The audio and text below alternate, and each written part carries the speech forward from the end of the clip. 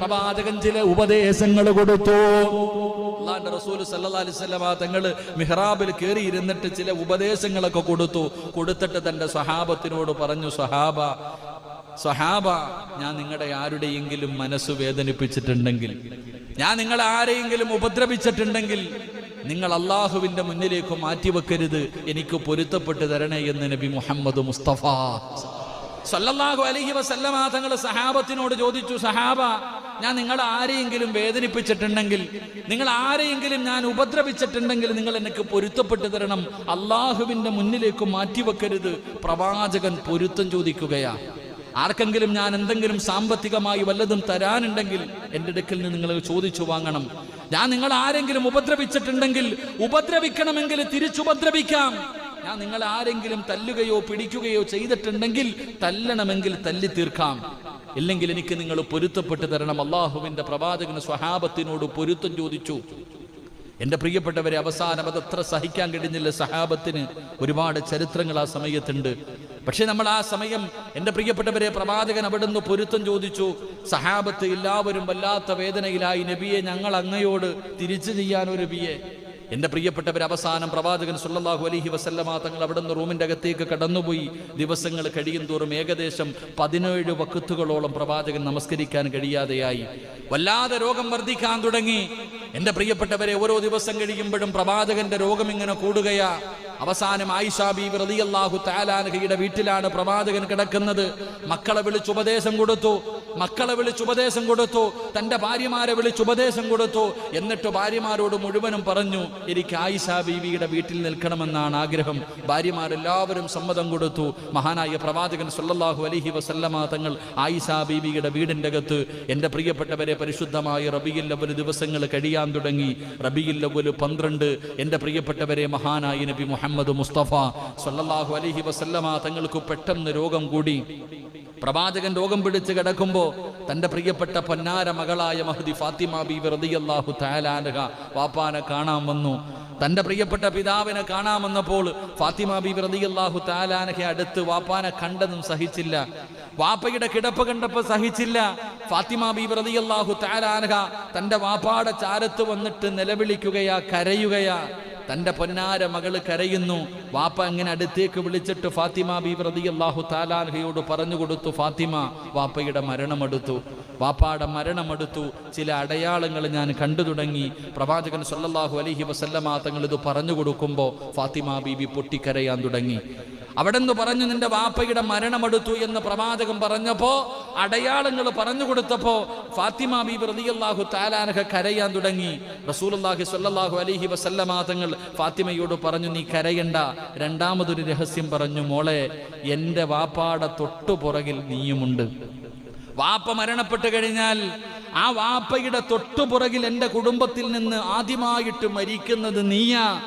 അല്ലാഹുവിന്റെ പ്രവാചകൻ തന്റെ പ്രിയപ്പെട്ട പൊന്നുമകളോട് ഇത് പറഞ്ഞു കൊടുക്കുമ്പോൾ ഫാത്തിമ ബീവി റളിയല്ലാഹു തആല അൻഹ ചിരിക്കുകയാണ്. എൻ്റെ പ്രിയപ്പെട്ടവരെ, അത് വല്ലാത്ത ഒരു ചിരിയായിരുന്നു. അല്ലാഹുവേ, വാപ്പാനെ വല്ലാതെ സ്നേഹിച്ച മകളാണ് ഫാത്തിമ ബീവി റളിയല്ലാഹു തആല അൻഹ. എൻ്റെ പ്രിയപ്പെട്ട സഹോദരങ്ങളെ, ഓരോ ദിവസം കഴിയുമ്പോഴും പ്രവാചകന്റെ രോഗം കൂടുകയാണ്. പ്രവാചകനൊട്ടും സഹിക്കാൻ കഴിയുന്നില്ല, എഴുന്നേക്കാൻ കഴിയുന്നില്ല. വല്ലാത്ത പ്രയാസത്തിലായി. പടച്ചവനെ, സ്വഹാബാക്കളൊക്കെ വല്ലാത്ത വിഷമത്തിലാ. അവരൊരിക്കലും മനസ്സിലൊരു സ്വപ്നത്തിൽ പോലും പ്രവാചകന്റെ മരണത്തെക്കുറിച്ച് ചിന്തിച്ചിട്ടില്ല. കാരണം പ്രവാചകന് നല്ല ആരോഗ്യമുണ്ട്. 63 വയസ്സേ ആയിട്ടുള്ളൂ. പടച്ചവനെ, പ്രവാചകന് സാധാരണ പനിയല്ലേ. സഹാബത്ത് മരണത്തെക്കുറിച്ച് ചിന്തിച്ചിട്ടേ ഇല്ല.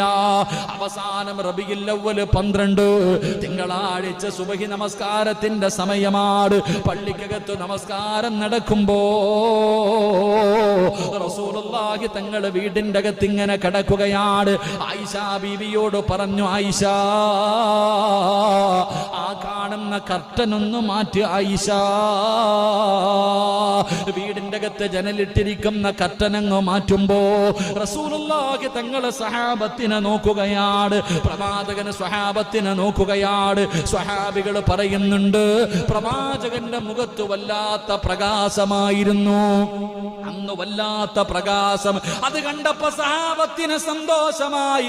റസൂലുള്ളാഹിക്ക് ഒരു കുഴപ്പവുമില്ല, കാരണം പ്രവാചകന്റെ മുഖത്തെ പ്രകാശം കണ്ടപ്പോ അവർക്ക് വല്ലാത്ത സന്തോഷമായി. 17 വഖത്ത് നിസ്കരിക്കാൻ മുത്തുനബി ഇമാമത്ത് നിൽക്കാൻ വന്നിട്ടില്ലല്ലോ.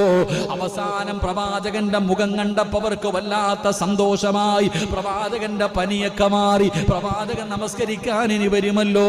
സഹാബാക്കളൊക്കെ വല്ലാത്ത സന്തോഷത്തിലാണ്. പ്രവാചകൻ ഓരോ സഹാബികളെയും ഇങ്ങനെ നോക്കി, എന്നിട്ട് അവിടെ നിന്ന് പുഞ്ചിരിക്കുകയാണ്. പടച്ചവനെ എന്ന് ആയിഷ ബീവിയോട് പറഞ്ഞു, കർട്ടനങ്ങ് തിരിച്ചു പിടിച്ചിടാറ്. അവിടെ നിന്ന് കർട്ടനങ്ങ് തിരിച്ചിട്ടു. സഹാബത്ത് മുഴുവനും പ്രവാചകന്റെ രോഗമൊക്കെ മാറിയെന്ന് കരുതിയിട്ട് എല്ലാവരും പള്ളിയിൽ നിന്ന് പുറത്തുപോയി. ഒരുപാട് ദിവസങ്ങളായി പള്ളിയിൽ തന്നെയാണ്. സഹാബാക്കളൊക്കെ അവരുടെ വീടുകളിലേക്ക് പോയി. അബൂബക്കർ സിദ്ദീഖ് തങ്ങൾ തന്റെ കുടുംബത്തിലേക്ക് പോയി. എല്ലാവരും പോയി കഴിയുമ്പോ എന്റെ പ്രിയപ്പെട്ടവരെ ചരിത്രം പറയുകയാണ്, ഒരു 10 മണി 11 മണി ആ സൂര്യന്റെ ചൂട് വരുന്നതിന് സമയമെടുത്തപ്പോ, ളുഹാന്റെ സമയമെത്തിയപ്പോ 10 11 മണിയായി. അള്ളാന്റെ റസൂലിന് പെട്ടെന്നങ്ങ് പനി കൂടുകയാണ്. പ്രവാചകന് പെട്ടെന്നങ്ങ് പനി കൂടി.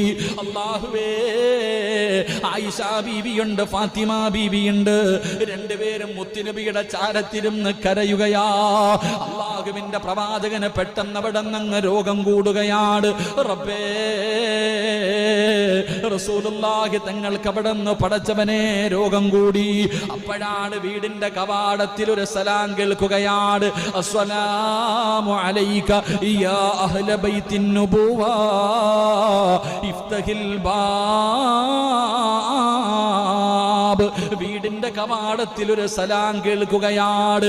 പടച്ചവനെ, ഫാത്തിമ ബീബി റളിയല്ലാഹു തആല അൻഹ അവിടെ എഴുന്നേറ്റു പറയുകയാ, ആരായാലും തിരിച്ചു പോകുക, എന്റെ വാപ്പയ്ക്ക് സുഖമില്ല, എന്റെ വാപ്പയ്ക്ക് വല്ലാത്ത വേദനയാണ്, എന്റെ വാപ്പ ഉറങ്ങുകയാണ്, നിങ്ങൾ ശല്യം ചെയ്യല്ലേ, നിങ്ങൾ പോയിട്ട് പിന്നെയൊന്ന് വരുവോ? റസൂലുള്ളാഹി തങ്ങളുടെ പൊന്നാര മകൾ അവിടെ നിന്ന് പറയുകയാണ്.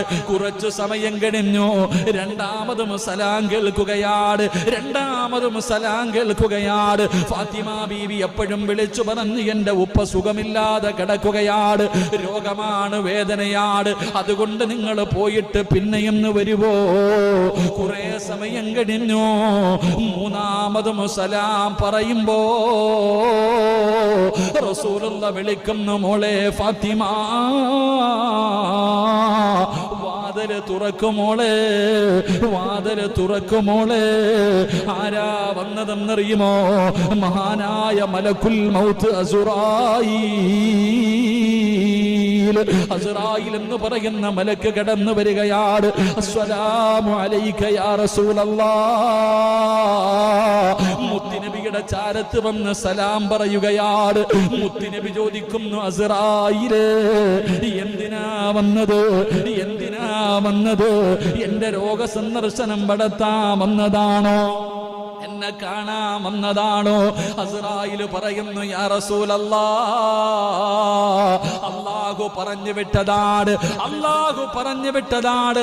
ഒന്നുകിൽ പടച്ചവരെ അവിടുത്തെ റൂഹ് പിടിക്കാൻ എന്നെ പറഞ്ഞു വിട്ടതാണ്. അങ്ങ് അനുവാദം തന്നാൽ അങ്ങയുടെ റൂഹ് പിടിക്കാൻ, ഇല്ലെങ്കിൽ അങ്ങയെ കണ്ടിട്ട് തിരിച്ചു പോകാൻ അല്ലാഹു പറഞ്ഞിരിക്കുകയാ.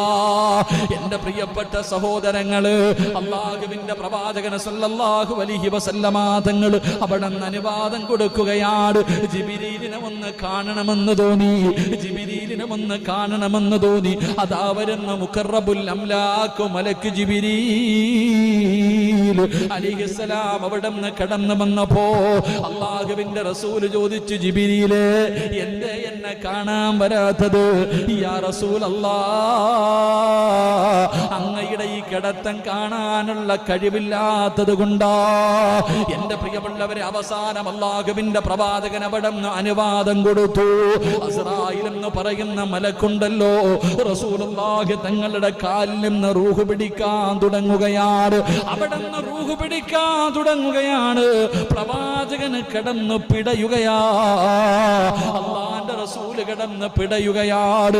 പടച്ചവരെ, മുത്തുനബി അവിടെന്ന് ചോദിക്കുന്നു, അസ്റായീൽ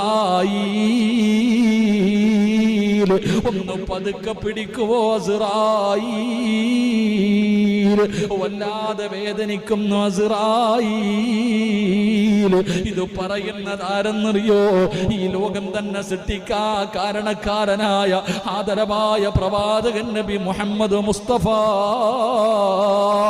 സ്വല്ലല്ലാഹു അലൈഹി വസല്ലമ തങ്ങളാ പറയുന്നത്, അസ്റായിലെ വേദനിക്കുന്നു, ഒന്ന് പതുക്കെ പിടിക്കുവോ. മലക്കുൽ മൗത്ത് കരയുന്നു, നബിയേ ഇതിനെക്കാളും മയമായി റൂഹ് പിടിക്കാൻ, ഇതിനെക്കാളും മയമായി റൂഹ് പിടിക്കാൻ എനിക്കറിയില്ല നബിയേ. പടച്ചവരെ, റൂഹ് പിടിക്കുകയാണ്. റസൂലുള്ള എഴുന്നേക്കുന്നുണ്ട്, തിരിഞ്ഞും മറിഞ്ഞും കിടക്കുന്നുണ്ട്. പ്രവാചകനതാ കടന്നു വല്ലാത്ത പ്രയാസത്തിലാ. പാത്രത്തിന്റെ അകത്ത് കൈയിട്ടിട്ട് വെള്ളം കോരിയിട്ട് പ്രവാചകൻ മുഖത്തെ കൊഴിക്കുകയാണ്. എന്നിട്ട് അല്ലാഹുവിന്റെ റസൂൽ അവിടെന്ന് പറയുന്നുണ്ട്, ആയിഷ ഇന്നലിൽ മൗതി ലസകറാ, മരണത്തിന് വല്ലാത്ത വേദനയാ, മരണത്തിന് വല്ലാത്ത വേദനയാ. അള്ളാഹുവിന്റെ പ്രവാചകൻ അവിടുന്ന് മരണവേദനയെ കുറിച്ച് പറഞ്ഞു കൊടുക്കുകയാ. ഞാനും നിങ്ങളും ചിന്തിക്കുന്നുണ്ടോ, ഒരു ദിവസം ഞാനും നിങ്ങളും മരിക്കേണ്ടവരാണെന്നുള്ള ഓർമ്മയുണ്ടോ? ഈ ദുനിയാവിന്റെ തൊലിക്ക് മുകളിലൂടെ ഞാനും നിങ്ങളും എന്തൊക്കെ പേക്കൂത്തുകൾ കാണിച്ചുകൊണ്ട് നടക്കുന്നവരാണ്. നമസ്കരിക്കാൻ സമയത്തിന് വിളിച്ചാ പോകില്ലല്ലോ, നമസ്കരിക്കാറില്ല, നല്ല കാര്യങ്ങൾ ചെയ്യാറില്ല, തോന്നുന്നത് പോലെ